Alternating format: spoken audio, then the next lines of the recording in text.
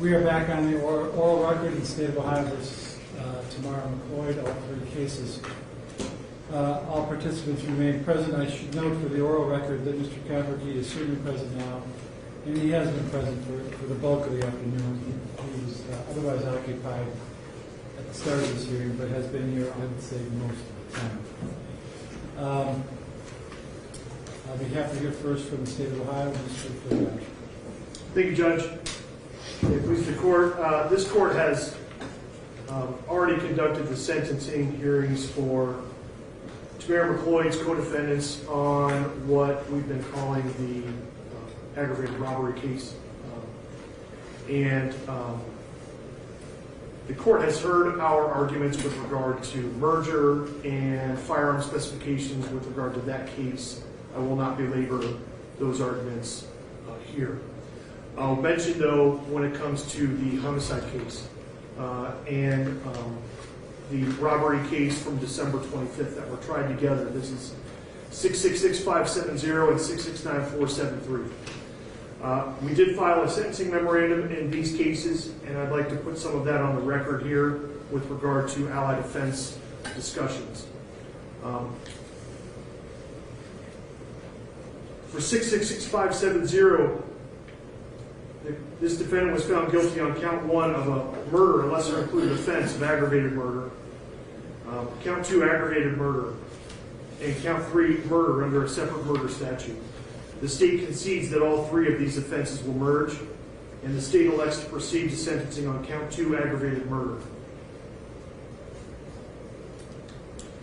With regard to the remainder of the offenses on that particular indictment, count 4 aggravated robbery, Your Honor, it's the state's argument that that count does not merge with count 2, aggravated murder, even though that is aggravated murder under the B section of the statute, wherein one is convicted of aggravated murder when they purposefully take the life of another during or immediately after the completion of an aggravated robbery, being one of the listed felonies.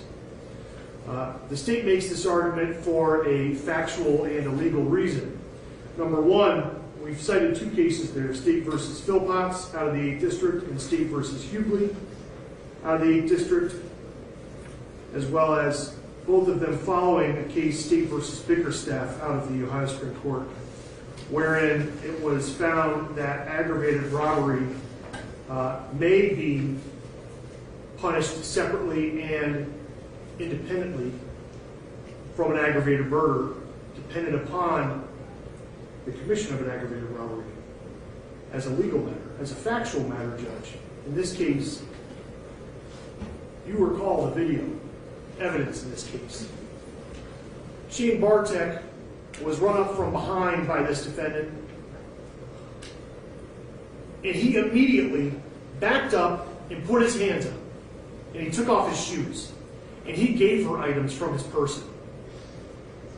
If you recall, in the moments where this defendant fired once in the air and then once at his back as he was falling away from her, after she did that, she did not pick up anything from the ground as she ran away, got in his car, and drove away from killing him in his own car.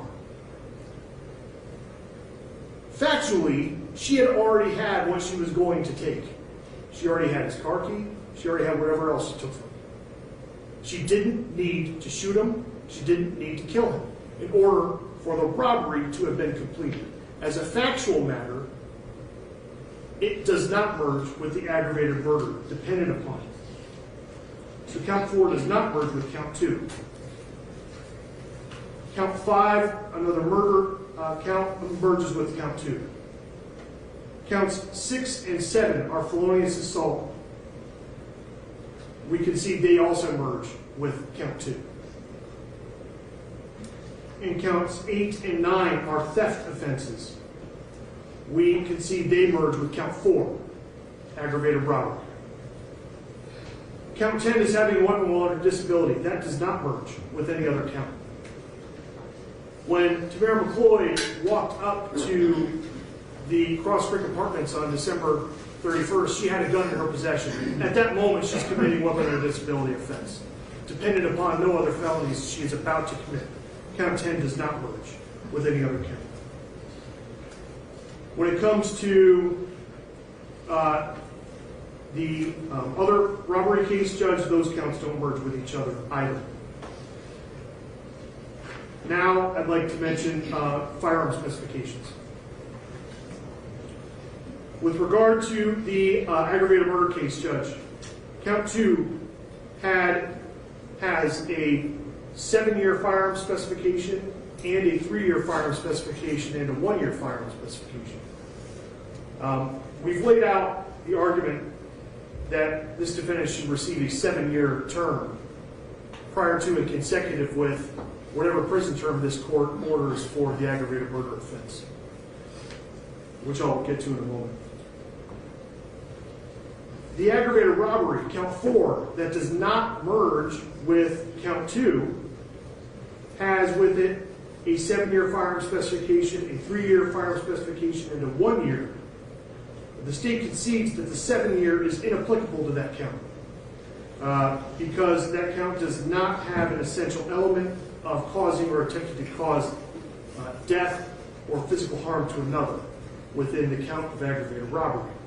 For that reason, 2929.14B1FI precludes this court from ordering a 7-year firearm specification term on count 4. So count 4 should have a 3-year firearm specification attached to it. It's the state's argument that the 3-year firearm specification on count 4 should run consecutive to the 7-year firearm specification on count 2 for the reasons under the statute.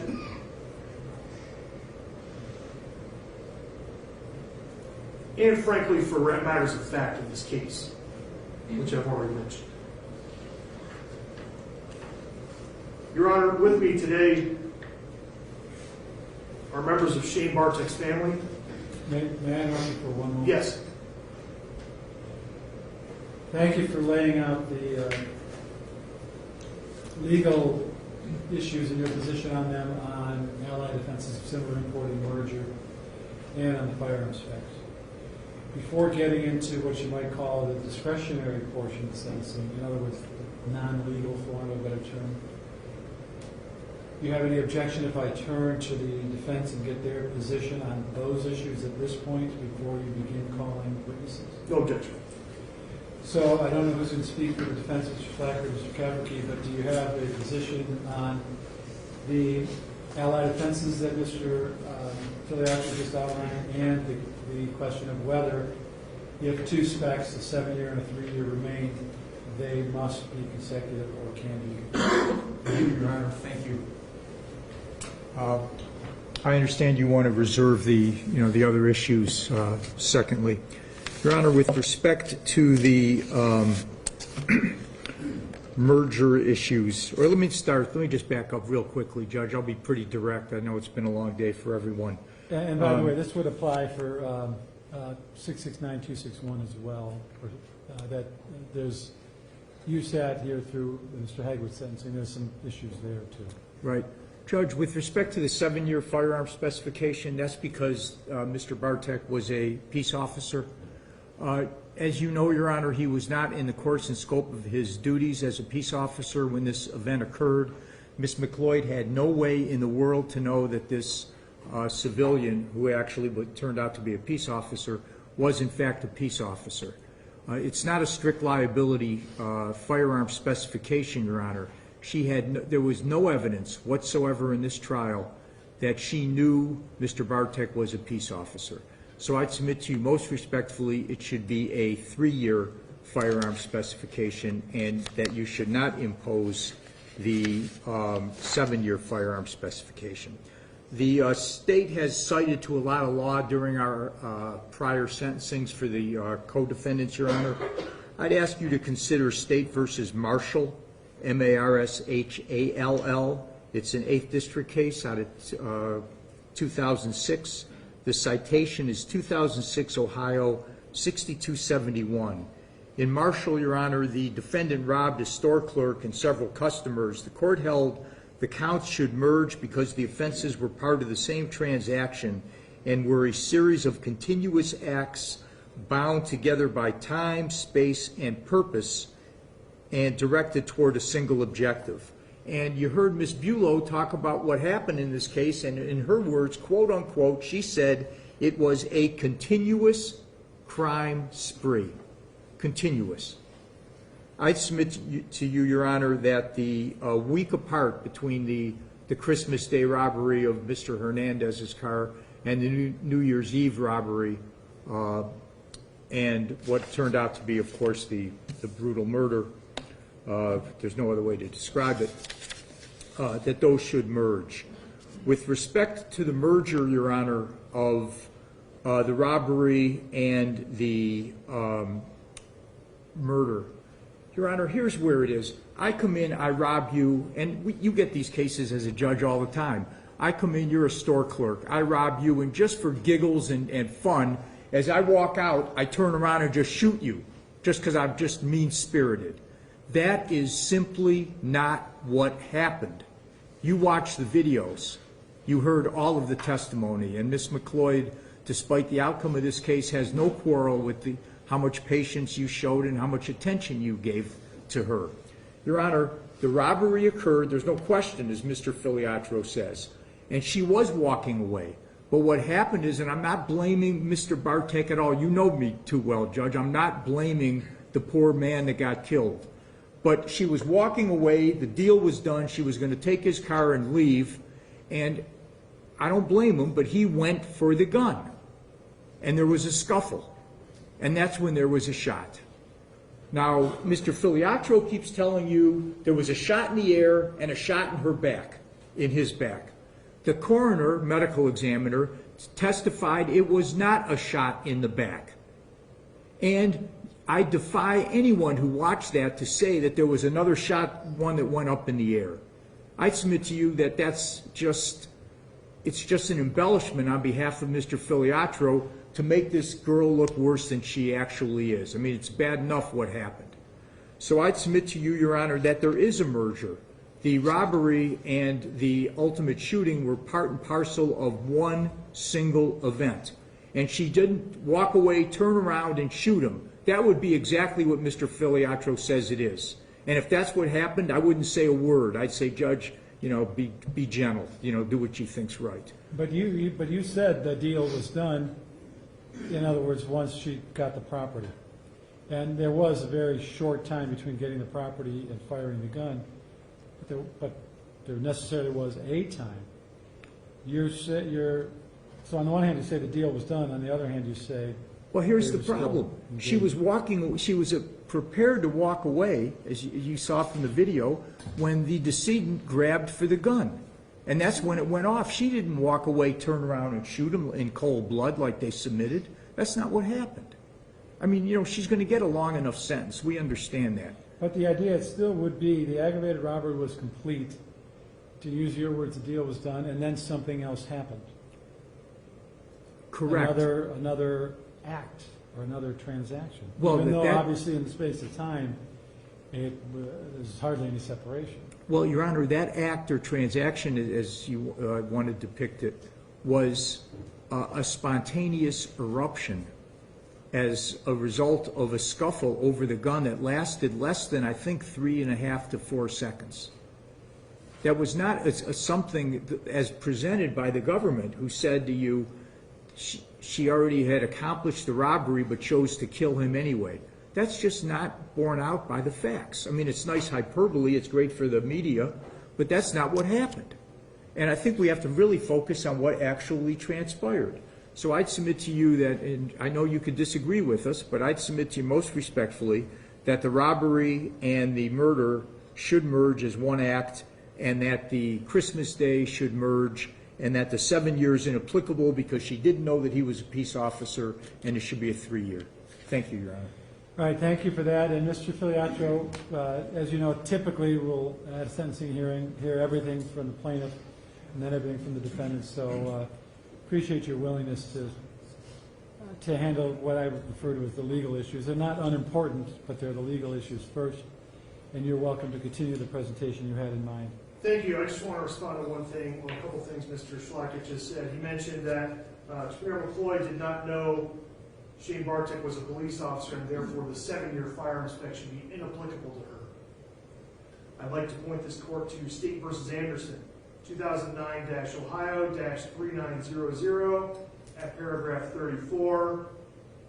This is out of the 8th District. Quote, as our prior decisions bear out, there is no indication whatsoever that the General Assembly intended to impose anything other than strict liability for the peace officer penalty enhancement contained in 2903.13C3 and State v.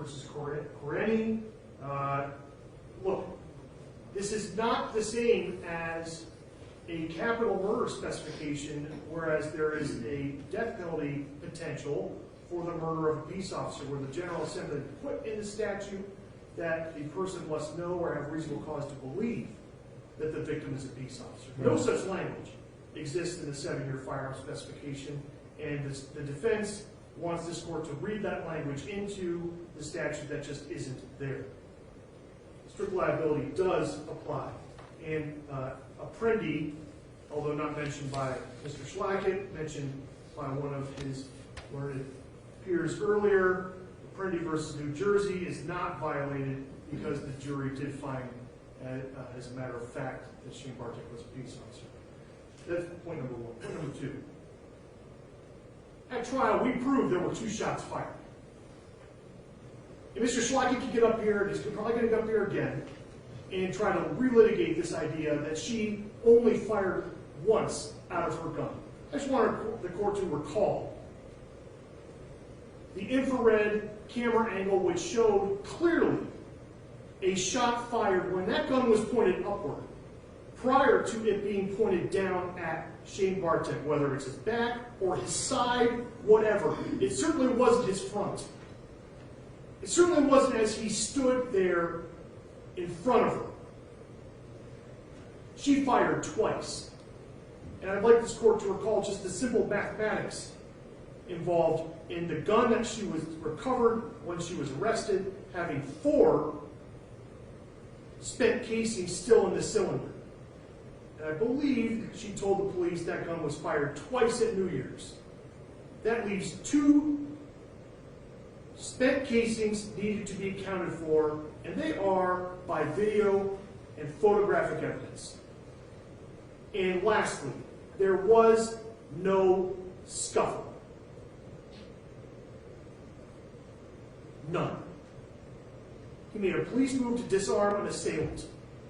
It was not successful.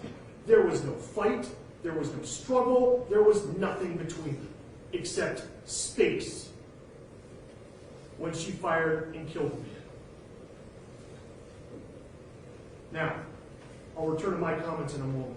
With me today are 3 members of of Shane Bartek's family. I'd like to call up Brother Eric first, if I could. If please the court, I'd like for him to address the court at the podium. I think that's fine. I trust the defendant does not object.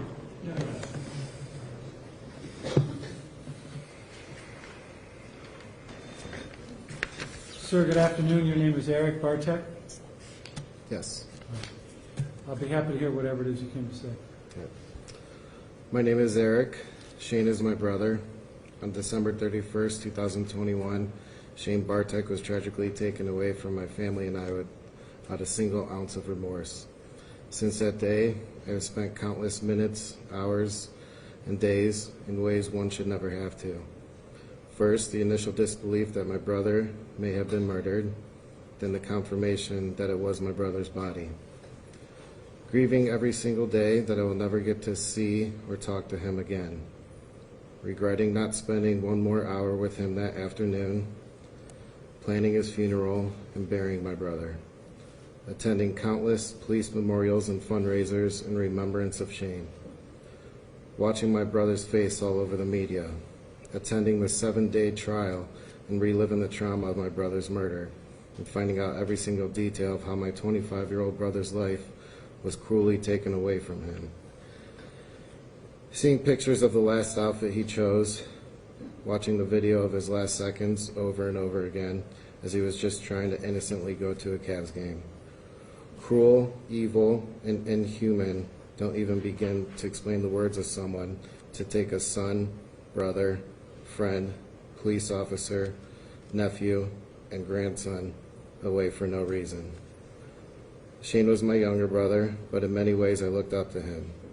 He always knew what he wanted to do in life, and that was to make everyone around him happy and feel safe. This is part of the reason why he became a police officer. Shane always took time out of his busy schedule to try and spend it with his family and friends. And he had more friends than I can count. Everybody loved him. His smile was contagious. He made you feel at peace. For as long as I can remember, Shane and I always competed at everything we could. Shane was very intelligent, always setting the bar high with good grades. I was envious how easy it was for him. Shane and I also shared an interest in sports. We would watch him play sports together. He was a naturally gifted athlete, and I would have to bring my best in order to just keep up with him. In fact, the only two things I can beat him at were bowling and running.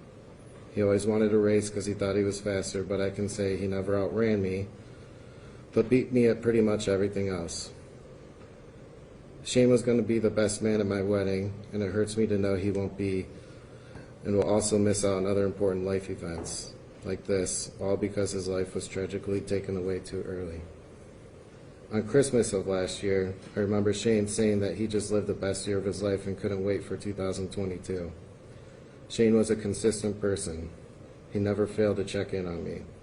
He would say things in our family group chat like, "Have a blessed day today, everyone, make it count." He would never say no when it came to hanging out with friends or family. It's a good thing he always managed his time so well, because he tried to please everyone and make everyone feel like he was their best friend.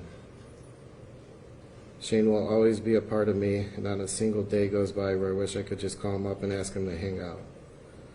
So much has happened these past 10 months in my life, and I wish Shane was here to see it.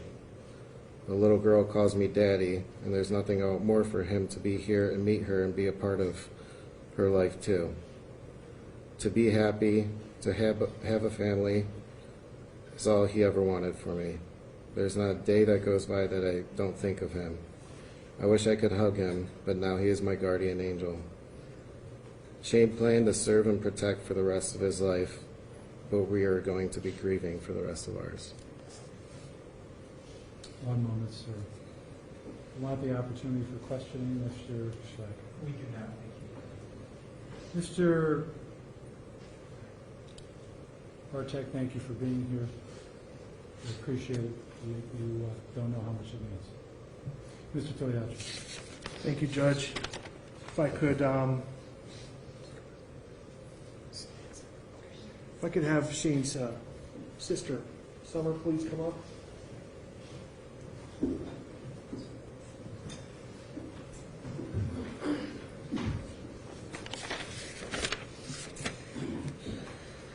Good afternoon. Hi.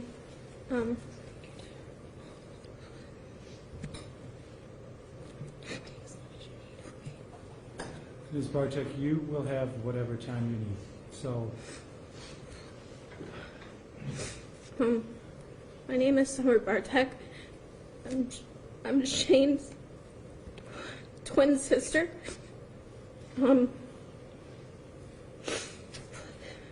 Shane was the epitome of life and light. He loved to give, to help, to save anyone and everyone he could because that's who he was. Things weren't always easy for us. We were both born addicted to drugs by our birth mother and abandoned by our birth father and put in the foster care system. The odds were stacked against us, but we didn't want to be where we came from, so we fought every day to be the best we could be. And Shane was that, the best.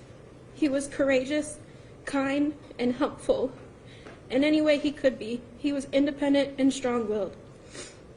Shane and I grew up together, learning to ride bikes, to pretending to be wizards from Harry Potter, being sick together, overcoming new things. Shane would think of a song in his head, and I would sing it out loud. We would protect each other. It's hard to talk about Shane and not talk about me too, because that was our life. Intertwined together in every memory, experience, and moment. We were Shane and Summer, the twins. The night he was murdered, I felt sick. It was so much pain and dread. It came on so suddenly, I thought I had caught COVID, till I realized Shane was gone. While Tamara McLoyd was out partying, having fun, I was staring at my twin's dead body. We couldn't touch him. We only could look. His body was evidence. The agony to see him there and not be able to hold his hand or kiss his forehead, touch him, is a type of misery I wouldn't wish on anyone. We didn't get to touch him till 10 days later. 10 days. And by then he didn't even look like Shane. I didn't get to say a proper goodbye to my twin the night he died, and there will always be a part of me that's dead because of that. I've always struggled with mental health, but his murder has added even more detrimental effects to mine. I have nightmares over and over where I have to tell him he was murdered, and I wake up screaming a lot. Shane died alone, cold and wet in between cars, and he deserves so much better than that. I'd never been much for labels, but being a twin is one I've always loved. After Shane's murder, I was looking for anyone to understand my pain. I came across a page for twins who had lost their twin, and I learned my new label. I'm a twinless twin, and it was earth-shattering understanding that new term. To lose a twin, there isn't a word. The best way to describe the loss is our souls were connected by a cord, so strong, so powerful, not anything could break it, except death. Tamara McLoyd cut the cord, and I've been floating into oblivion, trying to find my footing ever since. But I won't. When she shot Shane, she shot me too. My soul tie is gone forever, so forever I will be left feeling half of someone. Not only am I dealing with the grief of losing a brother, but my grief is doubled losing a twin as well. I always loved that we shared a birthday, and I had my first one without him. 25 birthdays we spent together. I tried my hardest to keep myself busy, distracted, but his absence was louder than ever. At the end of the night, I remember thinking, I really have to get through this day every year for the rest of my life. It was deafening my new reality.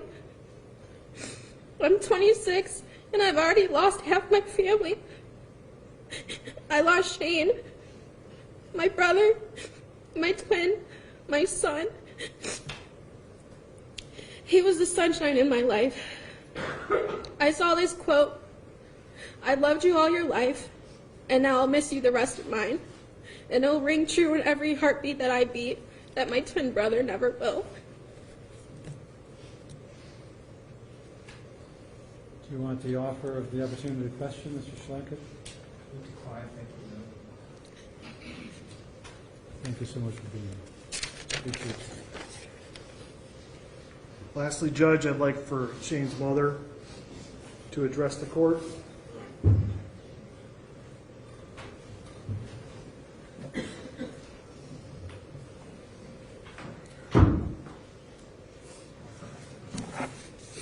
Good afternoon. Good afternoon, Your Honor. My name is Deborah Bartek. My husband and I knew we wanted a lot of children.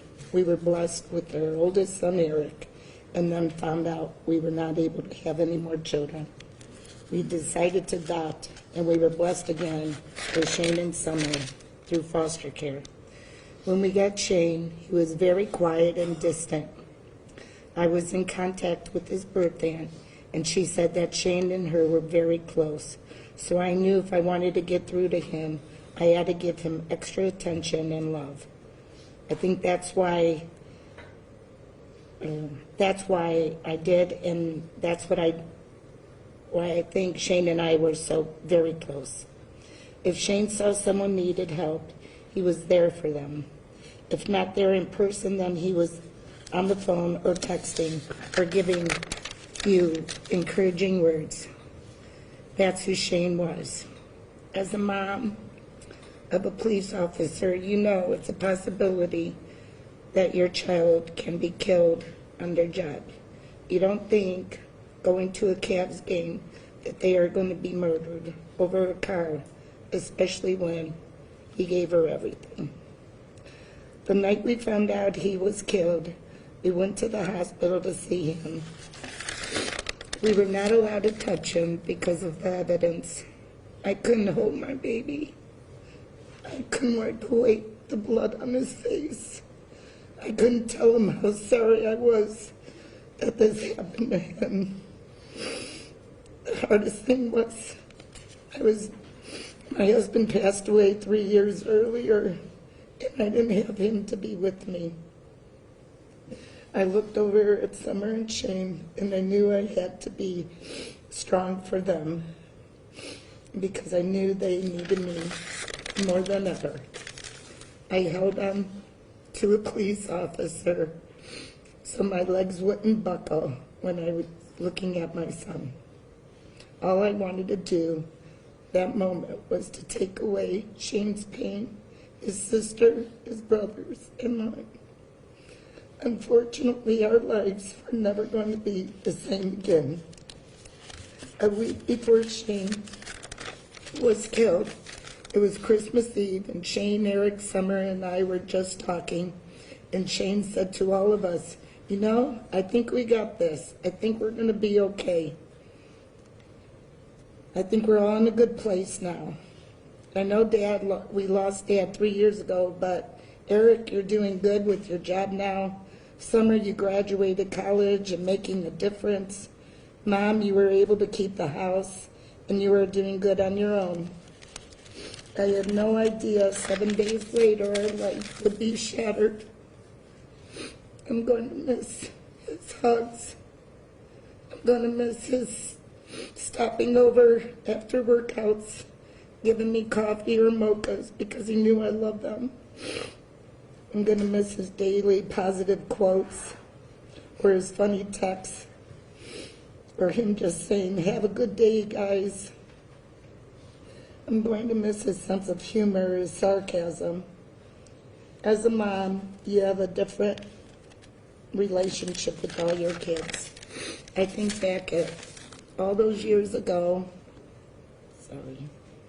and I see that little boy who's lost and confused, and my job was to help him feel loved, safe, comforted.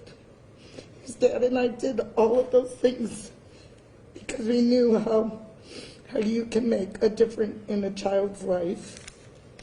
And I see what kind of man he turned out to be. I'm proud to be his mom. Shane, you're gone, but will never be forgotten. And your family and friends will keep your legacy going. I will forever miss you, Shane.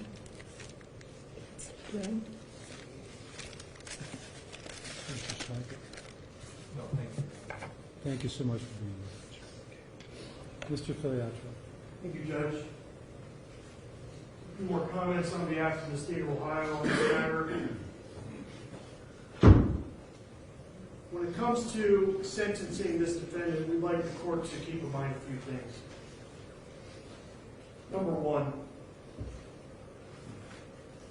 it was only 2 months earlier that this defendant was put on probation in Lorain County Juvenile Court for committing an elaborate, planned out robbery of an individual in a different county at gunpoint. I put the facts of that robbery in our sentencing memo. I think the court can tell from that this defendant was deeply involved in that case. It was a scheme. It was drawn out, and it was planned, and it was perpetrated. And she's put on probation for that, and it's 5 days later. I'm not even sure the ink was dry on the paper. 5 days later, she is with her cohorts that you've seen in court today, committing what is aptly described as a crime spree throughout this county.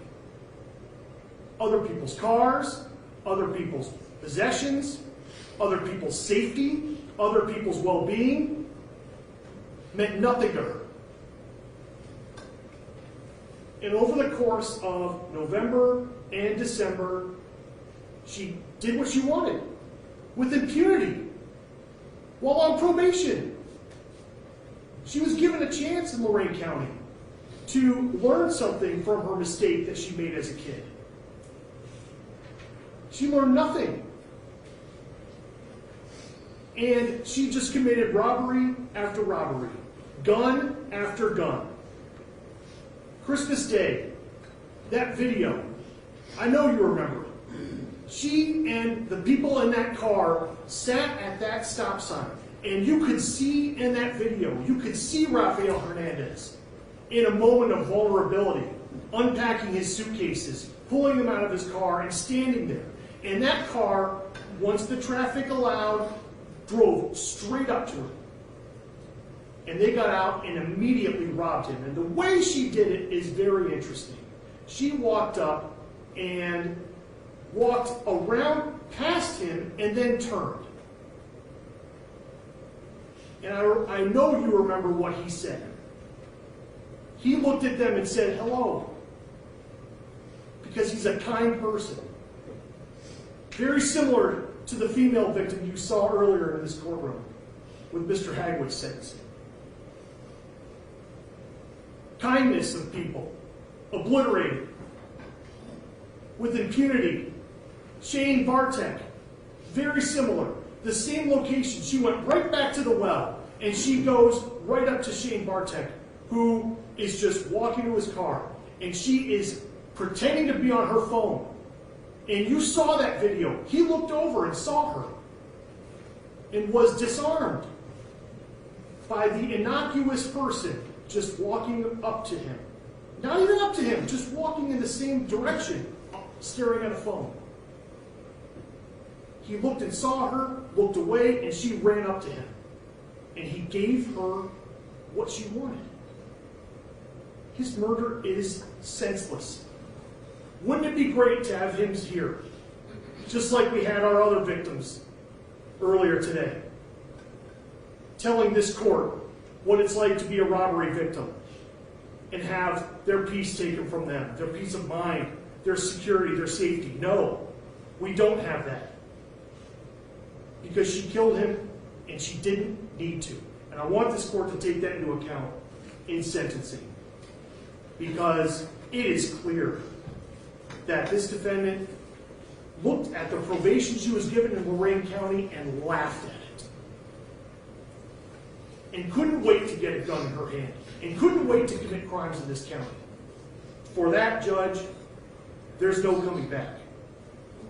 We ask this court to consider a term of life without parole on the aggravated murder. And if this court does not feel that that's the appropriate sentence, we ask this court to consider the 30 years to life with consecutive terms, 10 years for the firearm specifications on that case, and the robbery of Rafael Hernandez to be served consecutive. That is not the same transaction. That is a different victim, a different car, a different day. That couldn't be any more different, yet for her, the same. You've heard our arguments on her robbery cases, Judge. The people of this county need to be safe from this defendant. Please sentence her accordingly. Thank you. May I trust, Mr. Filiatro, that you're not seeking restitution for any crime? No. Mr. Filiatro, thank you for a thorough presentation. Should I be addressing Mr. Cafferty or Mr. Cafferty? Thank you, Judge.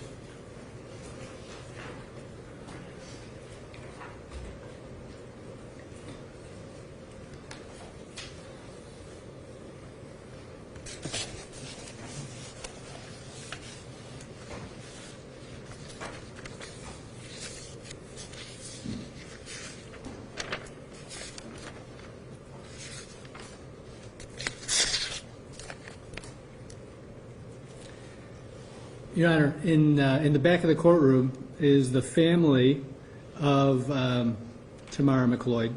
And I would point out there's her mother, Tasha McLoyd, her grandfather, Timothy McLoyd, her aunt, Christine Johnson, her sister, Sade Graham, and her aunt, Amber Edwards. And I know, Judge, before I get started, I know that my client's mother, Tasha, would like to address the court. That'll be okay. Object, Mr. Filiaccio? No objection.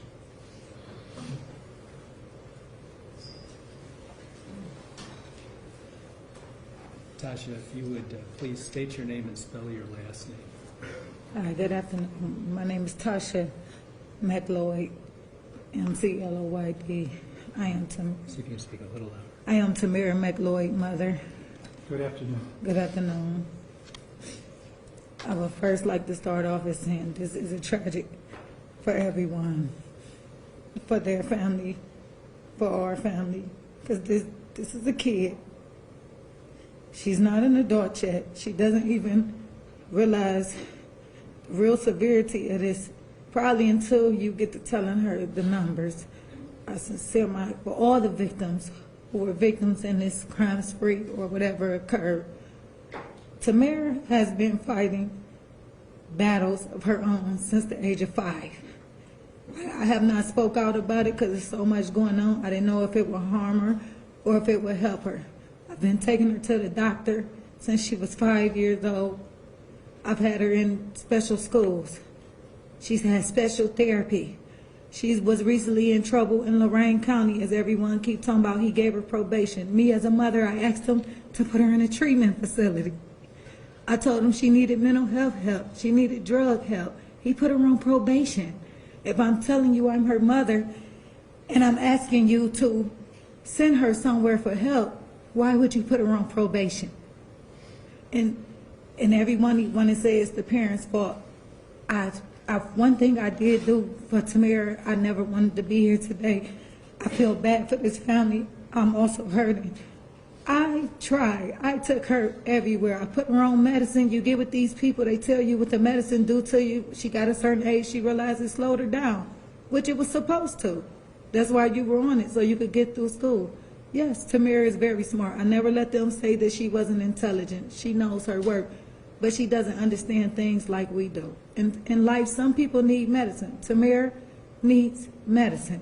She didn't want to take her medicine now. Nobody wants to talk about it, not here, not Lorain County. Tamara needs medicine. You can't be on medicine all these years and then at 18 just say up and say, I don't want to take it. You were on it for a reason. And also, I took medicine. I suffer mental health, and I tried to explain to my daughter, you can't mix drugs and be a mental health patient. No kind of drugs. It just doesn't go. I had got in trouble in my years. I was able to overcome it. I worked 2 jobs. I don't do drugs. I don't drink. I tried everything with Tamara. I asked Lorain County.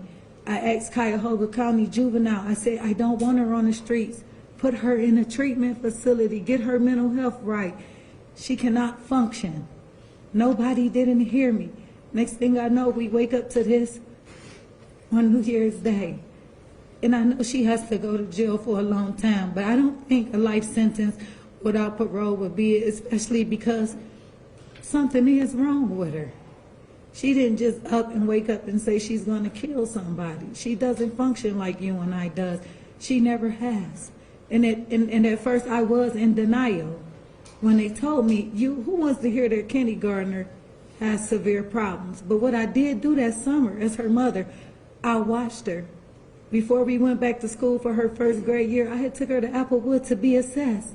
When we walked in the building, they said, Ms. McLoyd, can you come in the office?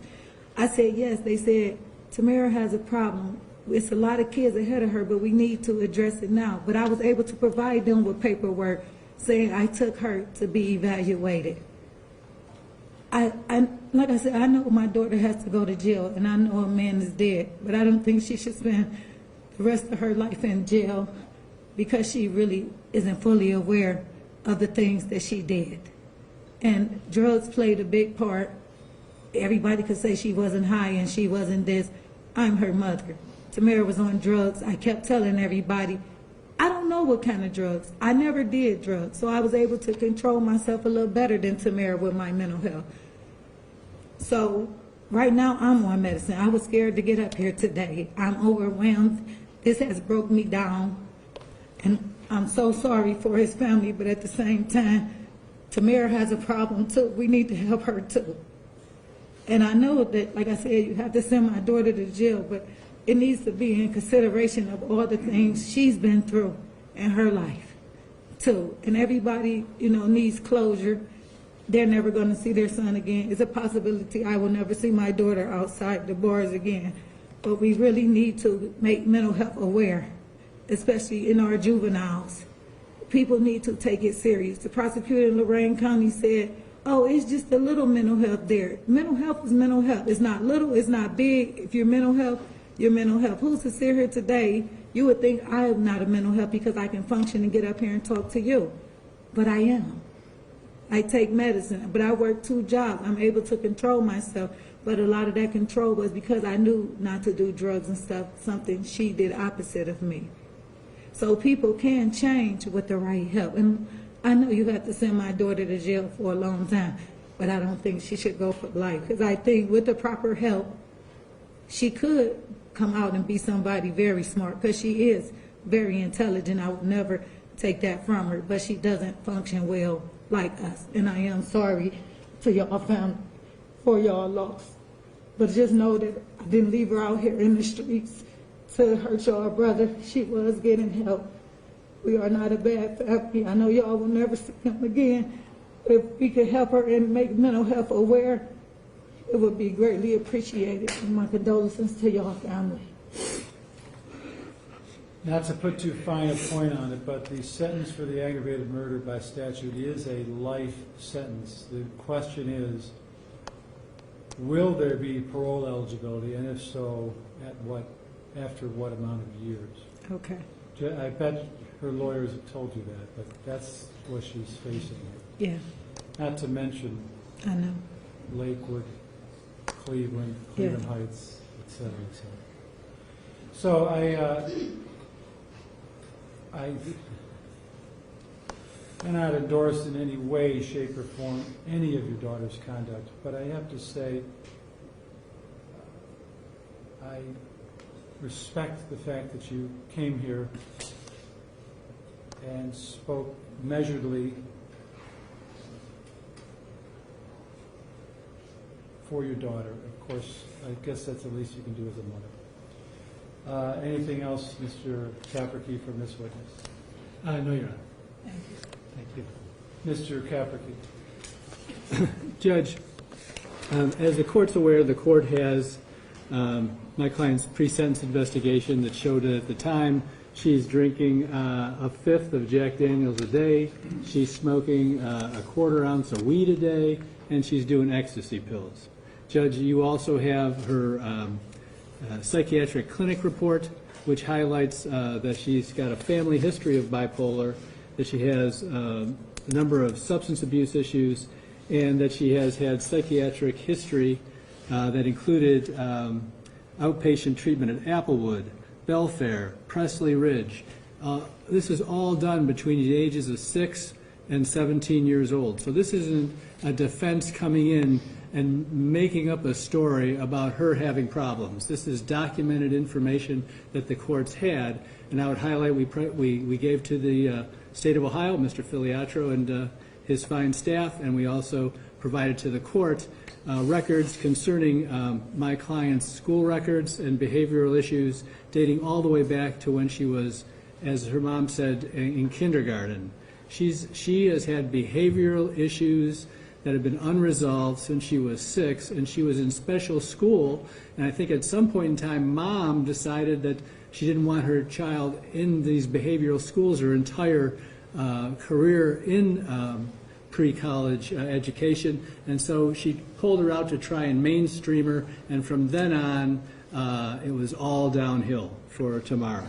But I would highlight, Judge, just as part of the record, I know you have that, and that I know that Lorain County Juvenile Court indicated that her last IQ test was at 71. What is, and I'm going to let you make your full presentation, there's no question about that, but if you don't mind my asking, what is the evidence that she doesn't and didn't know right from wrong? None. None. We're not indicating that, Judge. Just that she has severe behavioral issues, and that they were documented all the way back to when she was 6. I interrupted you. Please No, continue. no, Judge. And then I would point out the psychiatric clinic that we have had determined that she was diagnosed with adjustment disorder, oppositional defiance disorder, rapid mood changes. She was prescribed antidepressants.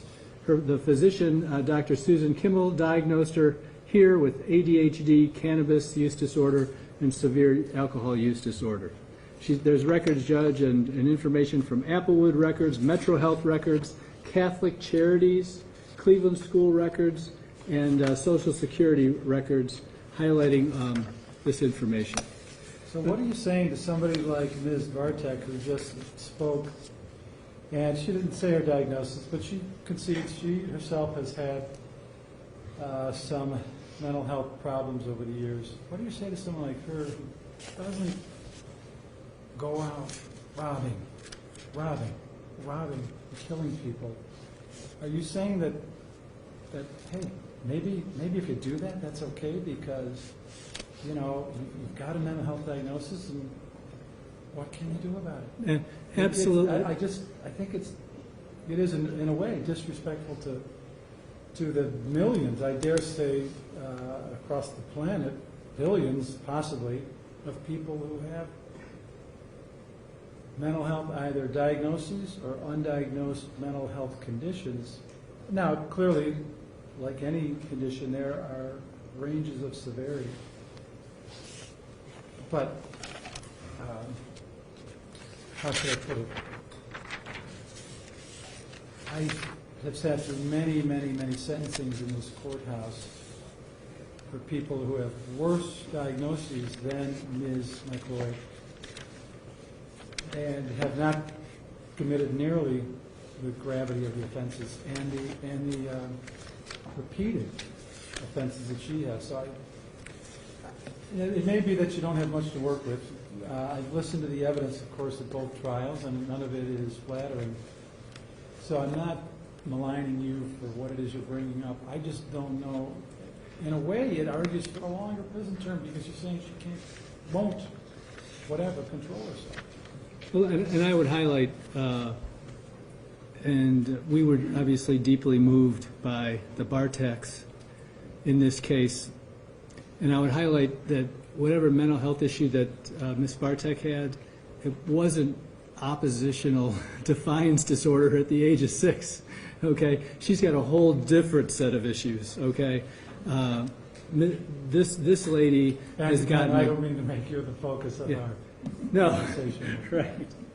But I would just highlight, and obviously the testimony from the Barteks was beautiful, and I think that they are a forgiving people, and I think at some point in time they'll be able to forgive her. I'm sure they still want a very, very long prison sentence, but I was fascinated by the fact that the 2 children were in foster care, and you know, as you talk to Judge, a point is they were in foster care and came out beautiful, hardworking citizens in our community, not even committing a speeding ticket. So one beautiful person become a police officer here in the city of Cleveland. So the reality is that that was a beautiful presentation, and I'm really what they've overcome and what their mother did to get those kids to do well, and the love and attention she gave her. I think that my client, who's really was raised by a soul mother who worked 2 jobs, you know, she tried to do that same thing with Tamara, and it just didn't work. Judge, and she's been involved in the system for quite a period of time. A couple of things, Judge. Well, you say involved in the system, like somehow one day somebody, some cop or some person in the executive branch just scooped her up and said, here, you're in the system. She was quote unquote in the system because she's committing crimes. Sure, well, sure, at a very young age, sure. We understand, but a lot of it due to these unresolved issues of mental health that, she gets on some medication, she gets off. And I guess the big thing in here is that she's got these mental health issues, and she was 18 at the time. I guess that's, if you look at the grand scheme of things, that's what I look at as she's 18. And I have some things that I'd like to talk about. If you just give me a second, okay? And first of all, we at the defense table, the Barteks, we sat through trials. We've sat through information about Shane, and we are truly and deeply and emotionally upset by our client's actions. And I want you to know that. And her family is sincere when they tell you how upset they are. Not only my client's mother, but also the 4 family members, blood relatives of Tamara, to just say that they are deeply remorseful for what occurred. Clearly, Shane was a fine officer, but also a fine human being. And everything we've heard about Officer Bartek has been glowing. And in this situation, we have a girl who's 18, and not only do we learn that she committed an ag robbery against Mr. Bartek, but we also learned that there was another individual that day, and then we've heard that in another case there were numerous other individuals of ag robbery. And what's going on, and what do we see? You want to do an ag robbery, you point a gun, and you get a car, and that's it. And we heard a number of ag robberies where the victims in that case just gave them their stuff and then they walk away, okay? Well, Tamara, what if you got a situation where Officer Bartek actually doesn't know Tamara? What if you got a situation where Officer Bartek chooses to do the right thing, and, well, at least an option of a right thing, and defend himself? He didn't do anything wrong. He did the right thing. And what do we know? We know that she's not in that situation because all the other robberies that we've heard about, they got the item, they left, and that was it. And in this situation, Shane, he chose to defend himself. He chose to just try to disarm her. And now she's in a position at 18 with mental health problems or what to do. And we learn that she shoots the gun, okay? And she shoots it once or twice, I think twice according to Mr. Filiatro, but she shoots one time at Officer Bartek, and there's no question kills him. So now we're here, Tamara, we're here, and I told Tamara I was going to point to her a little bit. Tamara, we're here mourning still the life of a very good human being in Shane Bartek. And again, we at the table, including Tamara and especially his family, are extremely remorseful for the actions of our client. That being said, Judge, I heard from a bailiff who I didn't think was really philosophical, and he had a phrase: "Every saint has a past, every sinner has a future." And that bailiff, I asked him what book he read it in, and he saw it on a crime show on Netflix. But I thought it was a pretty good quote, because every saint does have a past. They've done something in their lives. And every sinner, and Tamara's a sinner here before you, Judge, every sinner has a future, and Tamara does have a future. And we understand that Mr. Bartek doesn't have a future because of our client, but she does have a future. And we know much of it's going to be spent in prison, and we just ask, Your Honor, that you give her some hope. We ask the Barteks to forgive her.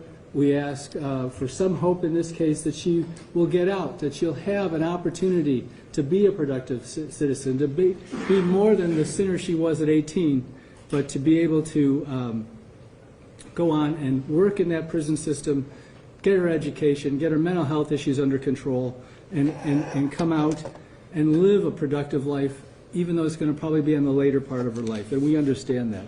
And why? Because at the time she was 18 years old, and at the time she had these mental health issues that the mom indicates that she had these same issues when she was young, and she had problems. She had scrapes with the law. And we know, Judge, that she said at 30, I overcame those. I became a productive citizen. I worked 2 jobs, and I tried to raise my daughter.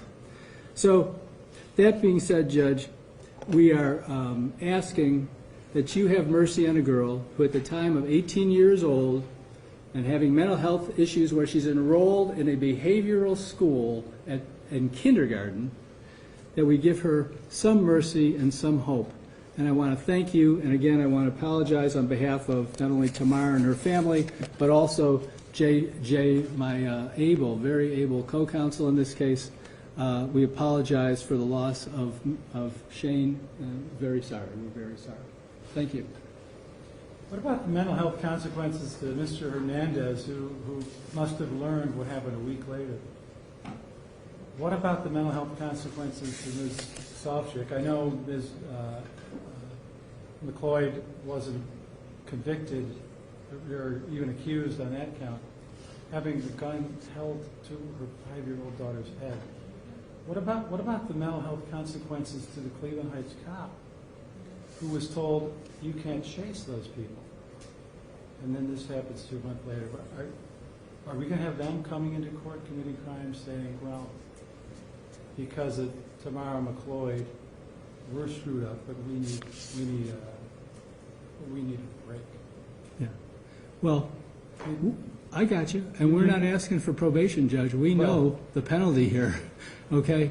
We just ask you to consider that in your, and obviously choose to consider the effects of Mr. Hernandez. Okay, we understand that, or the Cleveland Heights cop who chose not to continue on with the chase. Okay? Yeah, we understand that, but we just also ask you to consider all the information that you have on Tamara. Well, I detained you. I think you were ready to sit down. Well, I should ask. Is there anything more? I'm ready to sit down, Judge. Thank you. Should I offer Mr. Shack the opportunity to make a statement? Yes, Your Honor. Okay. Well, then I'll offer, and you will. That's okay. So, I'm going to offer Ms. McLoyd the opportunity for an elocution. She will either accept it and say something or reject it, but I'm required by the rules to offer her that. But I will tell you, whether she accepts it or rejects it, I am going to need a break to get my thoughts together and all the various counts together. I know that many of you here, well, time has been warped, I'm sure, since December 31st. So I just ask you for a little more patience, but, so let me say, Ms. McLoyd, Your Honor, before sentences are, well, go ahead. Your Honor, with respect to the allocution, if, I hope, and I know you won't, hold this against her. If anyone's angry, you can hold it against us. We've advised her, because she is going to pursue and exercise her appellate rights, that we are advising her not to make any statement which could potentially be used against her. But Mr. Cafferkey on the defense team has truly expressed the remorse for ourselves and for the family. Thank you. So understanding that the rules do require that I offer her personally the opportunity for an allocution, apparently she will decline, but I do need to follow the rules. So, Ms. McLoyd, before sentences are imposed, do you wish to either make a statement on your own behalf or to present additional information in mitigation function? No.